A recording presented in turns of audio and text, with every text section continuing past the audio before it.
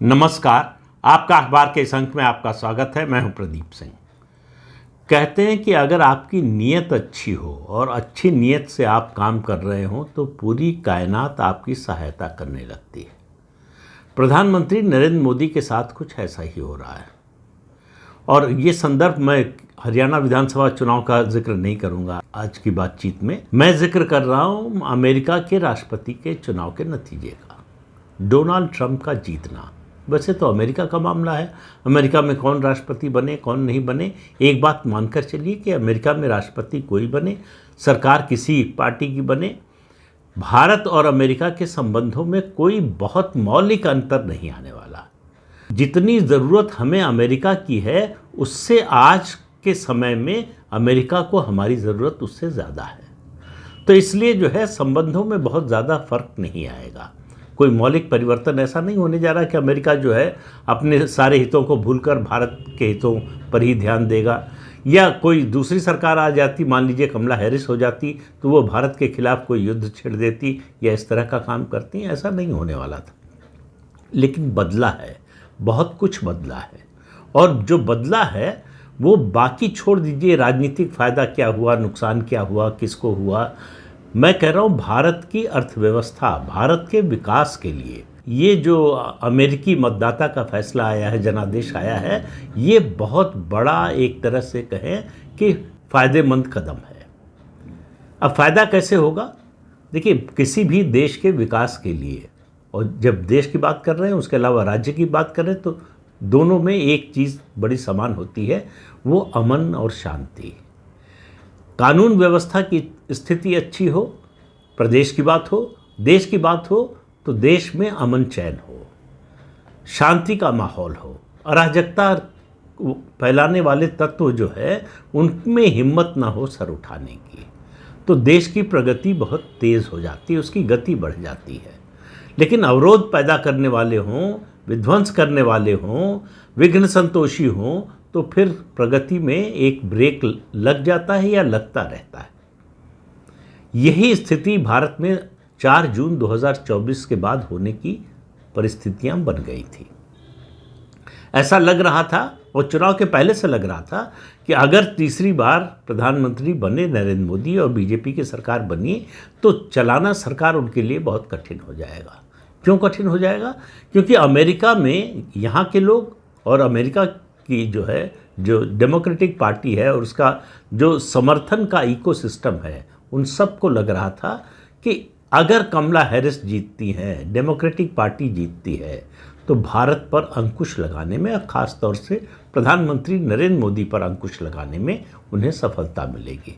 जिस तरह से बांग्लादेश में सत्ता परिवर्तन किया, उस तरह का प्रयास यहाँ किया जा सकता है। सफल होंगे नहीं होंगे ये बात की बात होती, लेकिन प्रयास में भी इतना बड़ा नुकसान कर देते कि उसके बाद भारत के लिए उभरने में बहुत समय लगता, बहुत परिश्रम लगता, बहुत संसाधन लगता। उस सब से हम बच गए। तो एक गठबंधन टूट गया इस जनादेश से, और वो गठबंधन था डेमोक्रेटिक पार्टी का जो इकोसिस्टम है और डेमोक्रेटिक पार्टी का जो सत्ता का समीकरण था, जो सत्ता की व्यवस्था थी, उनका जो सिस्टम था, उसमें और भारत के विपक्षी दलों के बीच में। क्योंकि डेमोक्रेटिक पार्टी का जो इकोसिस्टम है वो पूरा लेफ्टिस्ट है, भारत विरोधी है, मोदी विरोधी है, भाजपा विरोधी है, संघ विरोधी है, हिंदुत्व का विरोधी है, भारतीय संस्कृति का विरोधी है। इस बात को समझिए, इसको गंभीरता से लीजिए, ये कोई छोटी बात नहीं है। उनके बीच में ऐसा तालमेल हो गया था, ऐसा सामंजस्य हो गया था कि यहाँ विपक्षी दल हमारे जो है वो अमेरिकी प्रशासन को भारत के अंदरूनी मामलों में हस्तक्षेप करने देने के लिए तैयार थे, बल्कि एक तरह की खुली छूट दे रखी थी। वरना कमला हैरिस वाइस प्रेसिडेंट रहते हुए उनकी इतनी हिम्मत कैसे हो सकती है कि वो कहें कि ज़रूरत पड़ेगी तो कश्मीर में हम हस्तक्षेप करेंगे। आज तक कोई इस तरह की बात बोल नहीं पाया। भले ही 1971 में 7वां बेड़ा भेजा हो हेनरी किसिंजर ने, जो सेक्रेटरी ऑफ स्टेट थे उस समय अमेरिका के, लेकिन उसके बावजूद इस तरह की खुली धमकी देना, इसे धमकी ही माना जाना चाहिए। कि हम भारत के अंदरूनी मामलों में हस्तक्षेप करने के लिए तैयार हैं, और यहाँ के विपक्षी दल कह रहे हैं कि अगर आप ऐसा करेंगे तो हम आपका स्वागत करने के लिए तैयार हैं। जॉर्ज सोरोस, बिना अमेरिकी प्रशासन की मदद के, शह के, जॉर्ज सोरोस कैसे हिम्मत कर सकता है ये बोलने की, हमने इतने 1000 करोड़ रुपए का इंतज़ाम कर रखा है और हम सत्ता परिवर्तन करना चाहते हैं भारत में। 6 नवंबर को अमेरिका के राष्ट्रपति चुनाव का नतीजा आया है। आपने जॉर्ज सोरोस का एक भी बयान सुना क्या उसके बाद? तो ये जो परिवर्तन आया है, और ट्रंप खुले तौर पर, उनको चुनाव में फ़ायदा होगा नुकसान होगा, एक बात समझ लीजिए, ट्रंप के लिए ये जीवन मरण का चुनाव था। वो बिल्कुल डिस्परेट थे किसी भी तरह से चुनाव जीतने के लिए, और उसके लिए कुछ भी करने को तैयार थे, लेकिन जोखिम मोल लेने को भी तैयार थे। जिस तरह से उन्होंने हिंदुओं का समर्थन किया, भारत का समर्थन किया और खुले तौर पर मोदी का समर्थन किया, वो जानते थे कि जो डेमोक्रेटिक पार्टी का और ख़ास तौर से प्रेसिडेंट जो बाइडेन और वाइस प्रेसिडेंट कमला हैरिस का बनाया हुआ इकोसिस्टम है, वो उनको मैक्सिमम नुकसान पहुंचाने की कोशिश करेगा। और उनके समर्थक दुनिया भर में हैं, वो मीडिया में हैं, वो एकेडमिया में हैं, और उसके अलावा प्रशासन में तो थे ही। और आप ये मान कर चलिए कि उनके समर्थकों का तंत्र जो है वो बहुत बड़ा है।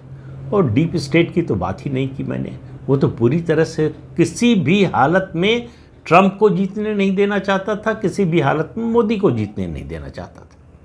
और मोदी और ट्रंप की जो पर्सनल केमिस्ट्री है वो दुनिया के बहुत से देशों को पसंद नहीं है, और अमेरिका में भी कम से कम जो डेमोक्रेटिक पार्टी का इकोसिस्टम है उसको तो बिल्कुल ही पसंद नहीं था। और भारत में तो और ज़्यादा नाराज़गी, पहले तो मोदी को ही बर्दाश्त करने को तैयार नहीं, उनके लिए ट्रंप का जीतना करेला और नीम चढ़ा वो स्थिति है उनके लिए दोहरी मार है। एक तो मोदी तीसरी बार प्रधानमंत्री बन गए, ऊपर से उनके परम मित्र डोनाल्ड ट्रंप अमेरिका के दूसरी बार राष्ट्रपति बन गए। इसको बर्दाश्त करना ये जो लेफ्ट इकोसिस्टम है उसके लिए बड़ा मुश्किल है। ये जो जिहादी तत्व हैं जिनको समर्थन मिल रहा था, तो आप ये मान कर चलिए कि जो अमेरिका में इस तरह के तत्व थे, जो इस तरह का इकोसिस्टम था, जो मीडिया में भी है, एकेडमिया में भी है और प्रशासन में भी है, और वहाँ की पार्टी, और ख़ासतौर से पार्टी की बात करें तो डेमोक्रेटिक पार्टी में, अगर आपको लग रहा हो कि वो सब बंद हो जाएगा, वो बदल जाएगा, तो ऐसा नहीं होने वाला। उनका प्रयास, उनकी कोशिश और उनकी कारगुजारियाँ जारी रहेंगी। तो फिर आप कहेंगे कि बदला क्या, फ़ायदा क्या हुआ? भारत को ट्रंप के जीतने से भारत को क्या फ़ायदा हुआ? फ़ायदा ये हुआ तो 2 चीज़ें, पूरे इकोसिस्टम को अमेरिकी प्रशासन की मदद, उसकी शह मिलना बंद हो जाएगी, उनको अमेरिकी प्रशासन का समर्थन मिलना बंद हो जाएगा, वो जो ताकत वो डिराइव करते थे वहाँ से वो बंद हो जाएगी। ये सबसे बड़ा नुकसान है। दूसरा, ट्रंप खुलेआम कह रहे हैं, राष्ट्रपति का चुनाव के उम्मीदवार जब नहीं बने थे तब भी कह रहे थे, उम्मीदवार बने तब भी कह रहे थे, और चुनाव जीतने के बाद भी कह रहे हैं कि ये जो लेफ्ट का इकोसिस्टम है अमेरिका के एजुकेशनल इंस्टीट्यूशंस में, एकेडमिया में, मीडिया में, इसको मैं ख़त्म करूँगा, इसको जड़ से उखाड़ फेंकूँगा। और आपको इसका कोई थोड़ा सा भी प्रमाण देखना हो तो आप अमेरिका का जो न्यूज़ चैनल है CNN, उसको देख लीजिए।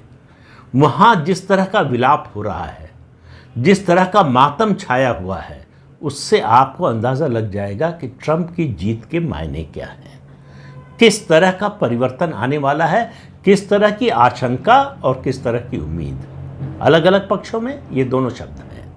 आशंका है जो नेशनलिज्म के विरोध में है, और भारत की दृष्टि से कहें तो जो हिंदुत्व के विरोध में है, मोदी के विरोध में है, भारतीय जनता पार्टी के विरोध में है, राष्ट्रीय स्वयंसेवक संघ के विरोध में है, जो भारतीय संस्कृति के विरोध में है, उनके लिए आशंका का समय है। और अमेरिका में भी जो लेफ्ट इकोसिस्टम है उसके लिए, ख़ासतौर से उनका जिस तरह से वहाँ की यूनिवर्सिटीज़ और कॉलेजेस में दबदबा है, वो नैरेटिव तय करते हैं, वो नैरेटिव बनाते हैं। उनको सच्चाई से कोई मतलब नहीं, उनका कोई नैरेटिव जो है वो इस बात की परवाह भी नहीं करता कि उसमें सच्चाई का पुट भी है कि नहीं। झूठा नैरेटिव खड़ा करने में उनको महारत हासिल है। उसके लिए उनके पास लोग हैं जो टेलीविज़न चैनल्स पर आकर बोलेंगे, जो लेख लिखेंगे, अखबारों में, पत्रिकाओं में, वेबसाइट्स पर लेख लिखेंगे, जो सेमिनार करेंगे, जो सभाएं करेंगे, दुनिया भर में घूम घूम कर इस तरह के कार्यक्रम करेंगे और उसके जरिए अपना जो नैरेटिव है उसको फैलाने की कोशिश करेंगे और अपने समर्थक यानी अपने इकोसिस्टम का समर्थन करने वाले लोगों को दूसरे देशों से, अभी बाकी किसी देश की बात नहीं कर रहा हूँ, भारत की बात कर रहा हूँ। अमेरिका का ये जो दौरा आप पिछले कई साल से राहुल गांधी का देख रहे हैं, वो क्या था? उसी इकोसिस्टम और कांग्रेस की एकता का वो प्रदर्शन था। दोनों सिंक्रोनाइज्ड हो चुके हैं, जिसको कहते हैं चूल से चूल मिल जाना, उस तरह की स्थिति हो गई थी। जो वो लेफ्ट इकोसिस्टम बोल रहा था वही राहुल गांधी कांग्रेस पार्टी बोल रही थी। आप देखिए 4 जून के बाद से वो लगा था कि और ताकतवर हो गया है। कांग्रेस की सीटें बढ़ गई, बीजेपी की सीटें घट गई। मोदी का जादू उस तरह से नहीं चला जैसा 2014-2019 में चला था। लेकिन लोग इस बात को भूल जाते हैं कि भारतीय जनता पार्टी को 2014 से पहले कभी भी लोकसभा में पूर्ण बहुमत अपने अकेले दम पर नहीं मिला था और लगातार तीसरी बार सरकार बनाने वाली वो दूसरी पार्टी बन गई। इससे पहले केवल कांग्रेस पार्टी नेहरू के समय बना सकी थी। ये काम इंदिरा गांधी नहीं कर पाई, ये काम राजीव गांधी नहीं कर पाए और उनके बाद भी जो कांग्रेस के प्रधानमंत्री बने नहीं कर पाए। शास्त्री जी को समय नहीं मिला, वो कर पाते कि नहीं, उसके बारे में अभी बात करने का कोई औचित्य बचता नहीं है। तो केवल नेहरू, जिनको गांधी जी का आशीर्वाद प्राप्त था, सरदार पटेल को पीछे करके नेहरू को आगे किया गांधी जी ने, और जिनके पास आज़ादी के आंदोलन की लिगेसी थी, उसके कारण विपक्ष कमज़ोर था। इसके कारण मोदी के सामने बहुत ही मजबूत विपक्ष था।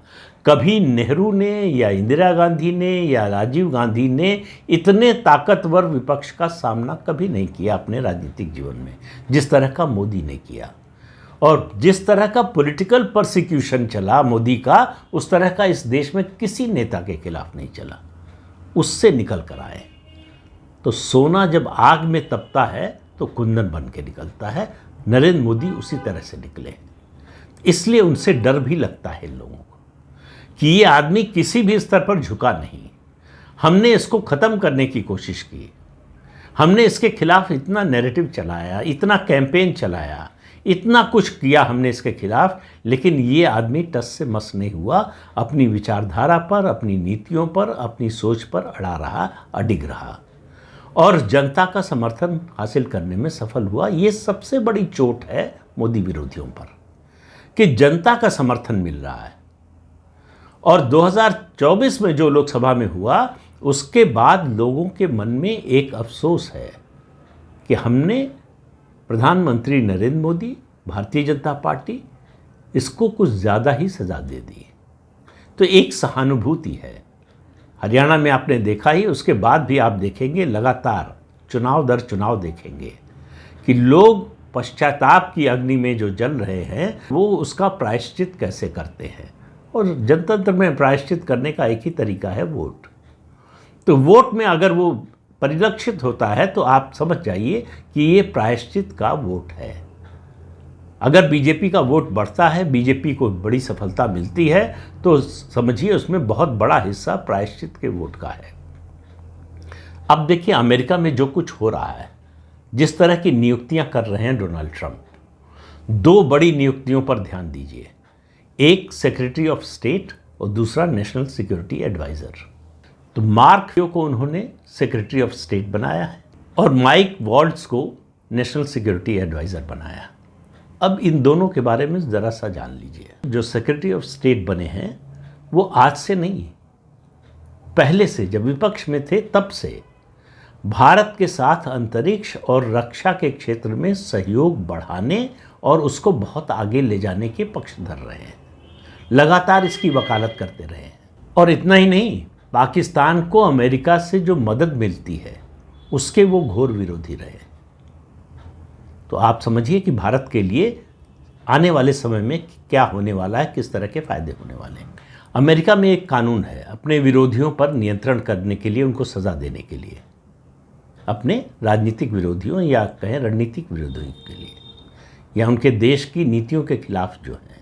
Countering America's adversaries through sanctions act, इस एक्ट के जरिए जो है सैंक्शन लगाता है अमेरिका अपने एडवर्सरीज पर और उनकी ताकत घटाने का, उनको कमज़ोर करने का प्रयास करता है। और जो भी देश जिन पर उसने सैंक्शन लगाया है उनके साथ कोई व्यापार करते हैं, संबंध रखते हैं, तो उनके खिलाफ भी हो जाता है अमेरिका। इस कानून से भारत को छूट देने के सबसे बड़े पक्षधर फैबियो रहे हैं। तो इससे आप समझिए कि भारत और अमेरिका के संबंध किस दिशा में और किस ऊंचाई तक जाने वाले हैं आने वाले समय में।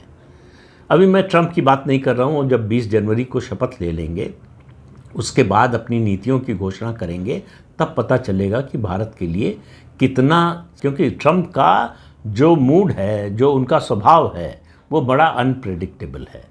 लेकिन वो भारत के खिलाफ जाएंगे, केवल ट्रेड के मामले में वो ज़्यादा समझौता नहीं करेंगे, लेकिन भारत के खिलाफ ट्रेड के मामले में वो जितना सख्त होंगे उससे कई गुना ज़्यादा चीन के मामले में होंगे, जो अंततः भारत के लिए फ़ायदेमंद हो सकता है और होगा, ऐसी उम्मीद नज़र आ रही है। और माइक वॉल्ट्ज़ जो हैं, वो अमेरिका में जो भारतीय मूल के लोग हैं उनसे उनके बड़े अच्छे संबंध हैं, बड़े घनिष्ठ संबंध हैं। वो इस बात के पक्षधर हैं कि अमेरिका और भारत के संबंध और प्रगाढ़ होने चाहिए। और ये दोनों शख्स, दोनों व्यक्तित्व चीन विरोधी माने जाते हैं। तो इससे जो नियुक्तियां कर रहे हैं डोनाल्ड ट्रंप, तो उनकी नीतियां किस दिशा में जाने वाली हैं इसका अंदाज़ा आप लगा सकते हैं अभी से। हालांकि अभी मैं मानता हूं कि किसी नतीजे पर निश्चित रूप से पहुंचने के लिए बहुत जल्दबाजी होगी, अभी समय है। ट्रंप प्रशासन एक बार जो है काम करना शुरू कर दे, अपनी नीतियों की घोषणा करे, भारत के बारे में उसकी नीतियां स्पष्ट हों, तब एक राय बनाई जा सकती है। लेकिन इतना कह सकते हैं कि अगर कमला हैरिस जीतती या जो बाइडेन रहते, तो जिस तरह के संबंध होते और डोनाल्ड ट्रंप के समय में जो संबंध होंगे, उन दोनों की तुलना करना मुश्किल है। निश्चित रूप से हमारे लिए बेहतर समय होगा, बेहतर संबंध होंगे। और सबसे बड़ी बात, ये जो इरिटेंट्स हैं, ये जो लगातार भारत में अशांति पैदा करने वाले तत्व हैं, अराजकता पैदा करने वाले तत्व हैं, उनको जो अमेरिका से मदद मिल रही थी, वो मदद मिलना बंद हो जाएगी। और उन तत्वों को ये एहसास हो चुका है, इसलिए उनका डेस्परेशन बहुत है। इसलिए आपको देखने को मिलेगा कि जिस दिन संसद से वक्फ संशोधन विधेयक पास होगा, उसके बाद वो क्या करते हैं। उनके सामने अपनी पूरी ताकत आजमाने का वही मौका होगा। अगर उस मौके से चूक गए या भारत सरकार ने वो मौका उन्हें नहीं दिया, तो आने वाले समय में आप बहुत बड़े बदलाव देखेंगे। ये जो नैरेटिव गढ़ने की ताकत है इन लोगों की, उसको बहुत बड़ा धक्का लगेगा। तो डोनाल्ड ट्रंप का अमेरिका का फिर से राष्ट्रपति बनना भारत के लिए एक बहुत ही शुभ संदेश है, बहुत ही अच्छी घटना है। और ये भारत की केवल रणनीतिक दृष्टि से या सामरिक दृष्टि से मैं नहीं कह रहा हूँ, बल्कि भारत की आर्थिक प्रगति की दृष्टि से कह रहा हूँ। आज की दुनिया में आपकी ताकत आपकी आर्थिक ताकत से आंकी जाती है। आपके पास कितने हथियार हैं, कितनी बड़ी सेना है, ये मुद्दा अब पहले की तुलना में कम महत्वपूर्ण रह गया है। अगर आपके पास आर्थिक ताकत नहीं है, तो आपके पास चाहे जितनी बड़ी सेना हो, चाहे जितने हथियार हों, उनका कोई बहुत महत्व नहीं होता, ख़ास तौर से जियोपॉलिटिक्स में। तो भारत की ये जो ताकत बढ़ रही है, उसकी बढ़ती हुई आर्थिक स्थिति और उसकी आर्थिक दृढ़ता के कारण अगर इस पर ब्रेक लग जाता, तो भारत पर इसका बड़ा बुरा असर पड़ता, न केवल देश के अंदर बल्कि विश्व मंच पर भी। और वो एक बड़ा रोड़ा जो लग रहा था कि शायद आ जाए, शंका जिसकी बनी हुई थी, वो ख़त्म हो गया। तो अभी ये शुरुआती दिन है, लेकिन जो भी अभी तक दिख रहा है, जो भी अभी तक कदम उठाए गए हैं, उससे लग रहा है कि भारत अमेरिका के संबंध अच्छे होने वाले हैं। और भारत में प्रधानमंत्री नरेंद्र मोदी, उनकी सरकार और उनकी पार्टी के लिए ये अच्छा समय शुरू हो रहा है। तो इस अंक में इतना ही। अगले अंक में फिर मिलेंगे किसी नए मुद्दे के साथ। तब तक के लिए अनुमति दीजिए। आपसे अनुरोध है कि चैनल देखिए, शेयर कीजिए, लाइक कीजिए और सब्सक्राइब जरूर कीजिए। नमस्कार।